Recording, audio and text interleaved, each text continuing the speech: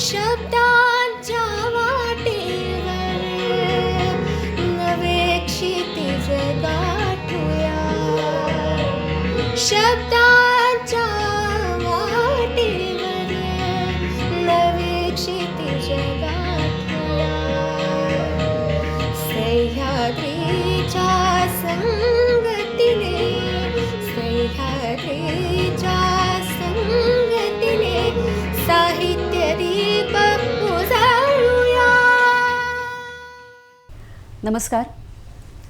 मराठी भाषा गौरव दिनानिमित्त आपण ही जी मुलाखतींची विशेष मालिका सुरू केली आहे, शब्दांच्या वाटेवर. या शब्दांच्या वाटेवर मी पूनम चांदोरकर आपल्या सगळ्यांचं मनापासून स्वागत करते. मंडळी, शब्दांना जेव्हा अर्थाची खोली आणि विचारांची ताकद लाभते ना, तेव्हा साहित्य निर्माण होतं.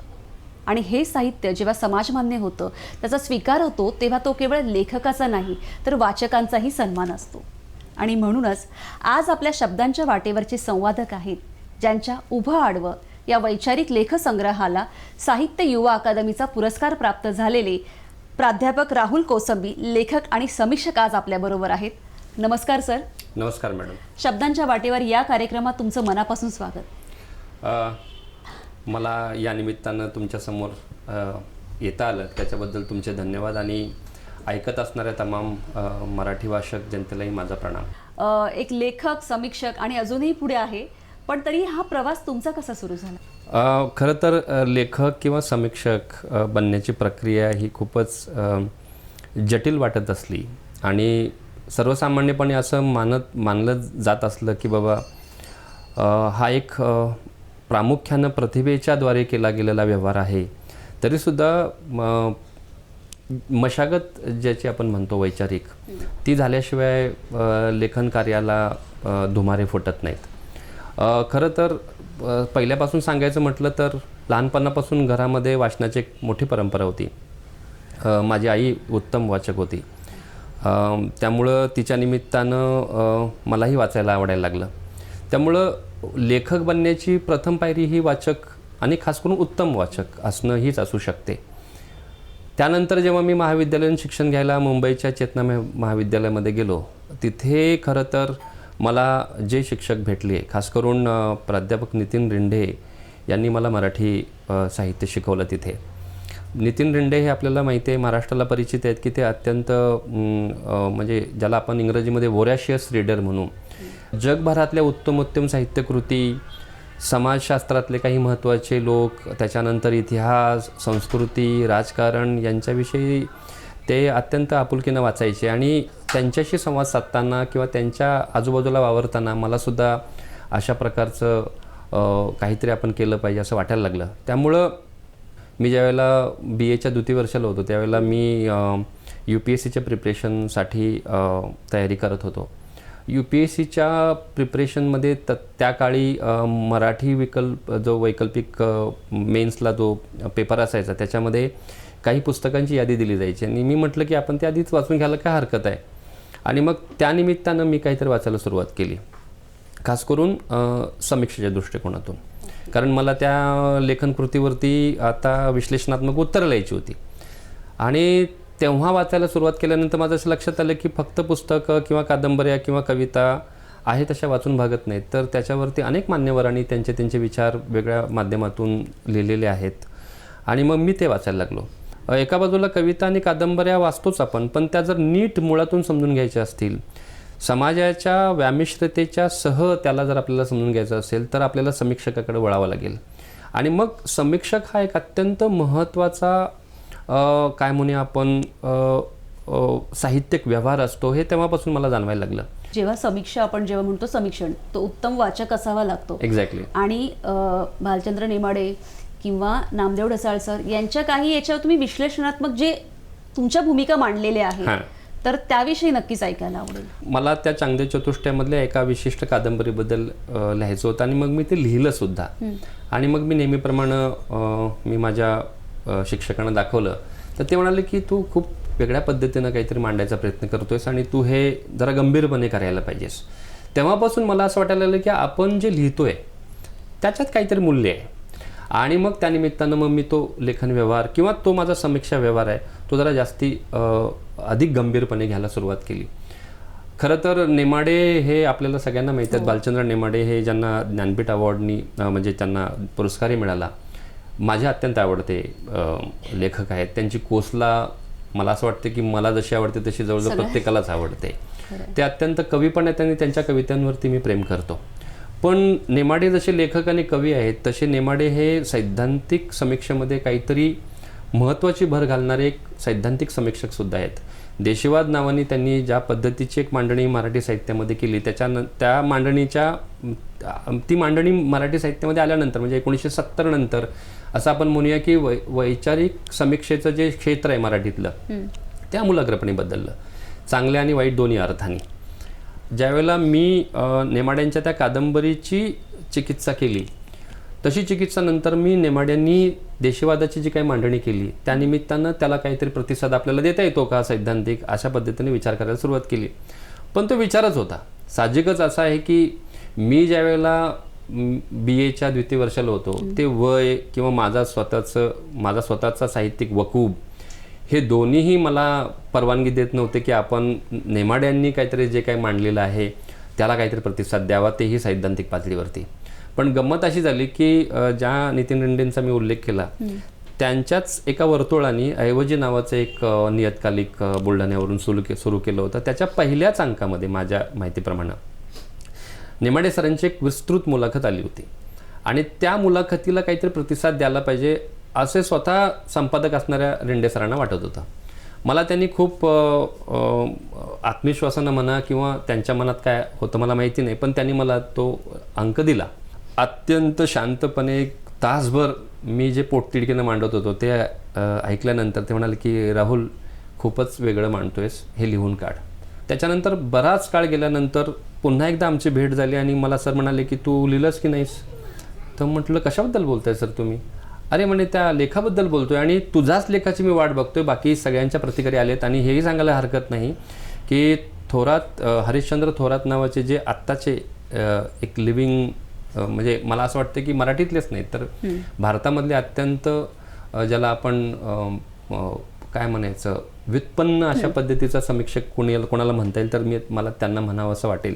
आणि मला ती लेखन प्रक्रिया आजही आठवते की मी रात्रभर तो लेख एक टाकी लिहून काढला. जवळजवळ काहीतरी 15, 17, 18 पानांचा तो लेख आहे. आणि मग मी तो सरांना नेऊन दिला.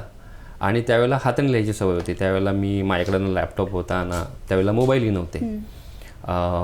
किंबहुना मोबाईल हे मला माझ्या शिक्षकांनीच गिफ्ट केले की बाबा तू हे वापर म्हणून, हे उपकरण जेणेकरून संपर्काला आपल्याला उपयोगी होतं. तर मी ते दिलं आणि सरांनी वाचल्यानंतर म्हणाले की अरे म्हणजे तू बोललास त्याच्यापेक्षा इतकं छान लिहिलेस. मला असं वाटलं की बाबा आपण आता लिहू शकतो. तो ज्यावेळेला प्रत्यक्ष छापून आल्यानंतर मला आठवते की नेमाड्यांची ती प्रतिक्रिया आणि त्याच्यानंतर दुसऱ्या अंकामध्ये ज्यावेळेला तो लेख छापून आला त्यावेळेला महाराष्ट्रभर त्या लेखाची एकदम जोरदार चर्चा झाली. खुद्द नेमाडे सरांपर्यंत ते प्रकरण गेलं आणि ते म्हणाले की अरे खूप चांगलं लिहिलं आहे या व्यक्तींनी, हे कुठंतर प्राध्यापक असावेत. त्यांना सांगण्यात आलं नंतर की प्राध्यापक वगैरे नाहीत, तो अगदी जस्ट आता ग्रॅज्युएशन पूर्ण करून MAच्या फर्स्ट इयरला असणारा मुलगा आहे. मग त्यांना असं वाटलं की आपण याला भेटलं पाहिजे आणि मग आम्ही अनुषंगिकरित्या भेटलोसुद्धा. त्याच्यानंतर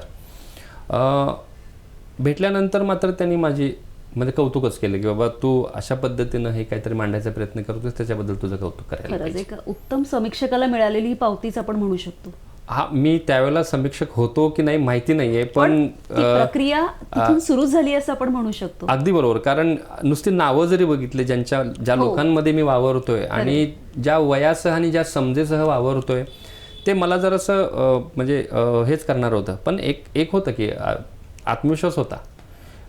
बऱ्याच वेळेला असंच होतं की आपल्याला एखादी गोष्ट करत असताना त्याचे रिपरकेशन्स काय आहेत हे माहीत नसताना एखादी गोष्ट आपण करतो त्यावेळेला काहीतरी नीटपणे होऊन जातं. आता आपण घेऊया एक छोटीशी विश्रांती. बघत राहा शब्दांच्या वाटेवर. शब्दांच्या वाटेवर. विश्रांतीनंतर सगळ्यांचं पुन्हा एकदा स्वागत. शब्दांच्या वाटेवर आजचे आपले संवादक आहेत प्राध्यापक राहुल कोसंबी. मराठी भाषा समृद्ध तेव्हाच होते जेव्हा ती वाचकांपर्यंत पोहोचते आणि आपल्याला असे लेखक समीक्षक लाभलेले आहेत की ज्यांच्यामुळे त्यांचं साहित्य आपल्या असंख्य वाचकांपर्यंत पोहोचतं. त्याच विषयी आपण जाणून घेत आहोत. आता जसं तुम्ही सांगितले की आत्मविश्वास होता आणि मला असं वाटतं की मला म्हणजे आपल्या सगळ्यांनाच असं वाटतं की तो आत्मविश्वास आपली भाषा आपल्याला देत असते. कारण आपले विचार आपण आपल्या भाषेतून भाषा आपल्याला व्यक्त व्हायला शिकवते आणि आपल्या भाषेमुळेच तो आत्मविश्वास आपल्याला मिळतो. सर, तुम्ही समाजशास्त्र शिकवता, तर साहित्य आणि संस्कृती याचा समळ तिथे कुठे काही दाखवता का? खरं तर समाजशास्त्राकडे वळलो त्याचं कारण पुन्हा माझं महाविद्यालयीन शिक्षणामधला ते कोर्स स्ट्रक्चर होतं. चेतनामध्ये मी शिकत असताना मला मराठी साहित्य आणि समाजशास्त्र असे 3 पेपर मला शेवटी घ्यावे लागले. आणि मी ज्यावेळेला नंतर करिअर दृष्टिकोनातून विचार करायला सुरुवात केली आणि माझा स्वतःचा जो पिंड आहे त्या दृष्टिकोनातून विचार करायला मी सुरुवात केली, तर माझं लक्षात आलं की साहित्याच्या बाबतीतली मुशाफिरकी, खास करून समीक्षाच्या संदर्भातली सुद्धा, ही ज्या गोष्टींवरती आधारित आहेत ते जे काही सामाजिक शास्त्रातले विषय आहेत, खास करून तत्त्वज्ञान विषय आहे, समाजशास्त्र आहे, अगदी राज्यशास्त्र आहे आणि खास करून ह्या तिन्हींमधला जो सैद्धांतिक भाग असतो, म्हणजे काही समाजशास्त्रज्ञ सैद्धांतिक समाजशास्त्र करतात, काही राजकीय तत्त्वज्ञान आपलं मांडत असतात. ही नक्की प्रक्रिया काय आहे? कारण ह्या ऐतिहासिक प्रक्रिया आहेत आणि आत्तासुद्धा आपल्या आजूबाजूला जे काय व्यामिश्र आणि इतक्या गुंतागुंतीचं चाललेलं असतं त्याला समजून घ्यायचं तर आपल्याला समाजशास्त्र दृष्टिकोन काहीतरी एक व्हॅन्टेज पॉईंट देऊ शकतो, जिथून आपण हे सगळं बघून काहीतरी करू शकतो. त्यामुळं समाजशास्त्र नंतर मग मी MA ला असताना विद्यापीठामध्ये केलं खरं, पण मग समाजशास्त्राचा उपयोग मी सातत्यानं एका बाजूला संस्कृती, समकालीन समाज आणि दुसऱ्या बाजूला साहित्य व्यवहार आणि खास करून साहित्य व्यवहारामधला समीक्षा व्यवहार, याच्यामध्ये आपल्याला समाजशास्त्राचं ज्ञान, माझं जे काय व्यक्तिगत जशा पद्धतीचं आहे तशा पद्धतीचं ज्ञान वापरून आपल्याला नवं काही मांडता येईल का, अशा पद्धतीचा एक छोटेखानी प्रयत्न मी सातत्यानं करत आलेलो आहे. तुम्ही जर उभाडोमध्ये माझे लेख बघितले तर ते राजकारणावरती आहेत, ते समाजकारणावरती आहेत, ते संस्कृतीवरती आहेत, ते भाषेवरती आहेत, ते साहित्यावरती आहेत. तर हा जो सगळा एक मोठा पसारा आहे, त्या पसाऱ्यामध्ये समाजशास्त्राने मला सातत्यानं एक असा दृष्टिकोन दिलेला आहे की जो दृष्टिकोन मी वापरून एकूण मराठीच्या वैचारिक किंवा साहित्यिक चर्चा विश्वामध्ये माझं म्हणूनचं काहीतरी एक नवं म्हणणं सातत्यानं मांडत राहीन. नक्कीच. तर त्याचा उपयोग झाला मला. नक्कीच. जेव्हा आपण असं म्हणतो की एखादं साहित्य जेव्हा समाजमान्य होतं किंवा त्याला मान्यता मिळते साहित्याला, तेव्हा तो केवळ फक्त काही लेखकाचा नाही तर वाचकांचाही सन्मान ठरतो. कारण आपण लेखक जे लिहितात ते त्या समाजापर्यंत, त्या वाचकांपर्यंत पोहोचून त्यातून समाजाचे विचार घडायलाही मदत होत असते. अगदी बरोबर. आपल्या उभं आडवं ह्या वैचारिक लेखसंग्रहाला साहित्य युवा अकादमीचा पुरस्कार मिळालेला आहे, तर त्याविषयी नक्कीच या प्रक्रियेविषयी जाणून घ्यायला आवडेल. आणि आपलं पुस्तकही आहे, तर तसं पुस्तकात आहे बऱ्यापैकी लोकांपर्यंत गेलं असावं आहे. वा. मी मुळात वैचारिक गद्य साहित्य लिहिणारा लेखक आहे. त्यामुळं मग बऱ्याच वेळेला अनुषंगिकरित्या आपल्या समाजामध्ये जेव्हा कधी साहित्यिक, सांस्कृतिक, राजकीय, सामाजिक अशा पद्धतीचे काही कळीचे प्रश्न आपल्यासमोर येतात आणि एक त्या पिढीचा प्रतिनिधी म्हणून किंवा मी अत्यंत सजगपणे आणि एक समाजशास्त्री दृष्टिकोनातून त्याचं विश्लेषण किंवा ते समजून घेत असताना मला काहीतरी याबाबत लिहावं असं वाटतं आणि मग मी काहीतरी लिहितो. आणि त्या उर्मीतून आणि त्या प्रेरणेतून मी अनुषंगिकरित्या काही लेखनं म्हणजे माझे लेख मी प्रसिद्ध केले. आमचे प्रकाशक मित्र आहेत, आमचे समीक्षक मित्र आहेत, या सगळ्यांनी मिळून ते सगळे लेख एकत्र केले. त्यातले सगळेच्या सगळे त्या पुस्तकात आले नाहीत. खरं तर त्या पुस्तकाची पृष्ठसंख्या जवळ 300 झालेली आहे. कदाचित त्याच्या इतकीच अजून अप्रकाशित लेख माझे आहेत. पण त्यातल्या त्यात काही थीम एकत्र करून आम्ही ते पुस्तक केलं आणि मग 2016ला आम्ही ते पुस्तक छापलं. आणि मग कुठलाही लेखक काही पुरस्कारासाठी लिहित नसतो. त्या पुस्तकाचा विचार 2017च्या साहित्य अकादमीच्या त्या परीक्षण समितीनं केला आणि त्यांनी एकमुखानं माझ्या पुस्तकाला तो पुरस्कार दिला सुद्धा. त्यामुळं साहजिकच आनंद वाटतोच. आनंद याचाही वाटतो की वैचारिक गद्य लेखनामध्ये चिकित्सक हा एक जो हे असतो दृष्टिकोन असतो तो थोडासा त्याचा जरा वर चष्मा असतो असं पण म्हणायला काही हरकत नाही. बऱ्याच अंशी प्रत्येक गोष्ट जी सर्वसाधारणपणे इतर सर्वसामान्य लोकांना जाणवत नाहीत किंवा दिसत नाहीत, सैद्धांतिक चष्म्यातून आपण ज्यावेळेला बघतो तर त्याच्या अजून अनेक दुसऱ्या ज्या लपून राहिलेल्या मिती असतात किंवा त्या एकूण घटना प्रसंगाच्या खाली अजून काही एक रचना असते, ती पण हळूहळू आपल्यासमोर उजागर व्हायला लागते आणि मग ते थोडं टीकात्मक चिकित्सक असं व्हायला लागतं. बऱ्याच वेळेला अशा सगळ्या प्रक्रियांमध्ये सहसा कोणी शिरत नाही, पण प्रत्येकाचा एक स्वभावधर्म असतो. मी ते जाणीवपूर्वक केलं का नाही, मला अशाच पद्धतीनं घटनाप्रसंग समजून घ्यायला आवडतात आणि मी ते करत गेलो.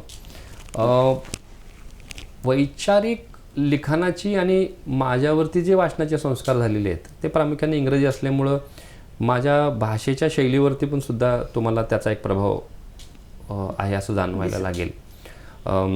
लेखन असतं की जे तुम्हाला अधिक वाचनाला बाध्य करतं की बाबा हा लेखक हे जे काय मांडतोय ते ह्या पुस्तकातून घेतलं असेल तर ते मी पुस्तक आधी वाचायला पाहिजे का, तर तुम्हाला वाचक म्हणून अधिक प्रगल्भतेकडे नेणारं, तुमच्या वाचन क्षमता तपासणारं किंवा त्याला हकारणारं असं जे असतं ते थोडं क्लिष्टतेकडे जातं, हे मला मान्य आहे. पण मग तो धोका पत्करून आपण काहीतरी सातत्याने लिहित राहिलं पाहिजे. मला असं वाटतं की त्या क्लिष्टतेसह माझ्या उभा आडवतल्या लेखांनी मराठी साहित्यामध्ये अगदी किंचित भर का असेना मोलाची भर घातलेली असं मला व्यक्तिशः वाटतं. अगदी खरं आहे. पण म्हणजे भर घातलीच आहे. आणि सर असं म्हणतो की जेव्हा एक लेखक लिहितो आणि त्याच्या विचारांनी त्याची मतं मांडून जेव्हा लिहितो तेव्हा ती वाचकांपर्यंत पोहोचतात. जेव्हा आपण भाषा म्हणतो किंवा साहित्य म्हणतो ते समृद्ध तेव्हाच होतो जेव्हा ते अनेक वाचकांपर्यंत पोहोचतं आणि त्याच्या मागे प्रकाशक हा एक महत्त्वाचा मुद्दा आहे. जसं आत्ताच तुम्ही सांगितलं की उभा आडवची 300 पानं छापली गेली तरी 300 पानं अजून अप्रकाशित आहेत. तर त्याच्यासाठी प्रकाशक हा एक खूप महत्त्वाचा मुद्दा आहे. तिथेही तुमचं काम आहे, तर ते काय आहे? झालं असं की मी ज्या वेळेला मुंबईला आलो त्यावेळेला वाचन सातत्यानं करत राहणं आणि वाचन करणाऱ्या लोकांमध्ये रमणं हा एक छंद बनत गेला लिटरली. त्यामुळं मग जसं मी नितीन दिंडे सरांचं नाव घेतलं तसं लोकवाङ्मयगृहामध्ये सतीश काळसेकर आहेत किंवा जयप्रकाश सावंत त्यावेळेला माझ्या वेळेला होते आणि ही मंडळी बरंचसं वाचत राहायची, आडवं तिडवं वाचायची. आणि मग ज्या वेळेला ह्यांच्या सानिध्यात मला जाण्याचा योग आला त्यावेळेला मला असं वाटत राहायचं की आपण असं काहीतरी केलं पाहिजे. न्यूनगंड नव्हता, पण ह्या लोकांच्या त्या सगळ्या अत्यंत प्रेमळ सहवासातून मला सातत्याने हे जाणवत राहिले की आपण पण काहीतरी वाचत राहिलं पाहिजे. बाकी काही का असे ना, वाचनाने तुम्ही आतून समृद्ध होता याची प्रचिती मला अगदी ह्या लोकांच्या सहवासात सातत्यानं पदोपदी मिळत होती. मला असं वाटलं की आपण ते करायला पाहिजे. आणि मग मी ज्यावेळेला ते करायला गेलो त्यावेळेला मी असं म्हटलं, मला असं वाटत होतं की मग ह्यांच्यात सातत्यानं राहण्यासाठी काय करावं लागेल. तर माझ्या मनात असलेल्या त्या सगळ्या माझ्या इच्छेला नंतर परत बळ मिळालं ते मला लोकवाङ्मयमध्ये प्रत्यक्ष काम करायला मिळण्याच्या एका संधीमुळं. मी खूप म्हणजे 3-4 वर्ष लोकवाङ्मयगृह या अत्यंत प्रतिष्ठित प्रकाशन संस्था आहे मराठीतली, तिथे मी काम केलं. त्याच्यानंतर मग तिथूनच मी नॅशनल बुक ट्रस्ट ज्याला आपण आता NBT या नावाने ओळखतो, जे आता आपल्या मिनिस्टर ऑफ एज्युकेशन अंतर्गत असणारी एक अत्यंत महत्त्वाची स्वायत्त संस्था आहे, जिचं अलीकडेच अगदी काही 1-2 महिन्यांपूर्वी पुण्यामध्ये आता भव्य दिव्य त्यांनी ग्रंथप्रदर्शन भरवलं होतं. तर त्या संस्थेमध्ये मी सुरुवातीला कन्सल्टंट एडिटर म्हणून जॉईन केलं. 2 वर्ष मी कन्सल्टंट एडिटर होतो. त्याच्यानंतर मग मी तिथे म्हणजे कायमस्वरूपी तत्वावरती संपादक म्हणून रुजू झालो. आणि मग त्याच्यानंतर मग मला अधिकची जबाबदारी देऊन माझ्या पश्चिम क्षेत्रीय कार्यालयाचा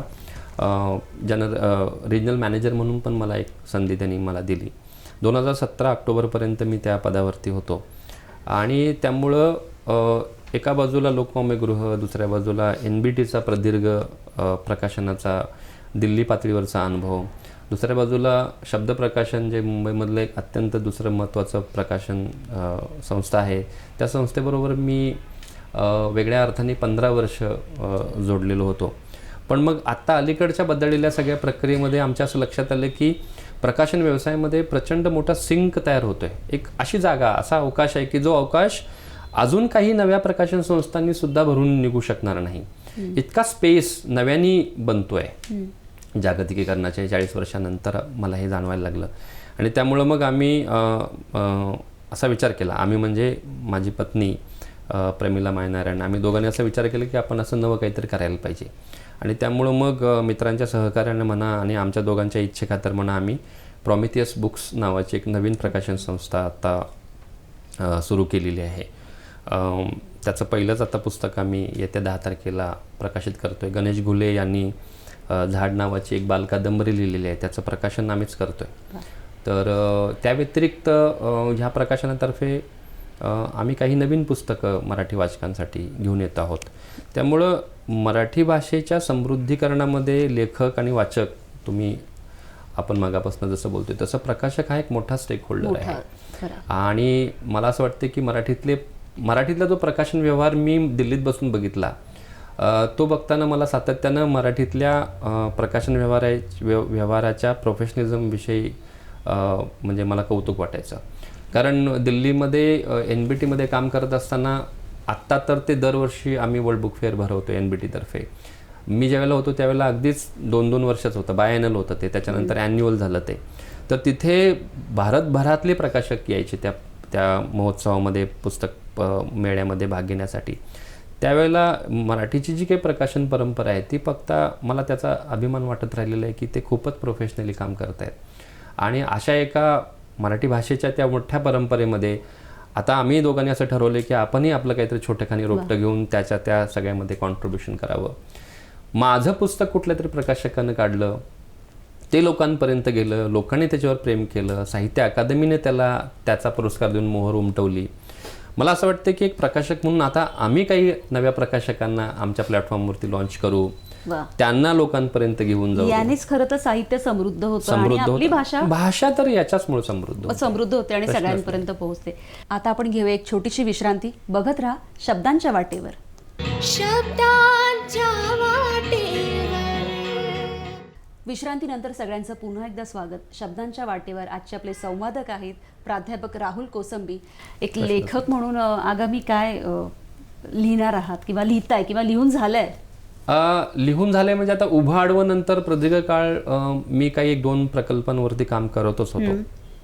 त्यातले 2 प्रकल्प म्हणजे एक तर जो अपूर्ण आहे त्याच्याबद्दल सांगतो, तो म्हणजे महाराष्ट्रामध्ये एक अत्यंत महत्त्वाचे विचारवंत होऊन गेले, त्यांचं नाव आहे प्राच्य विद्यापंडित शरद पाटील.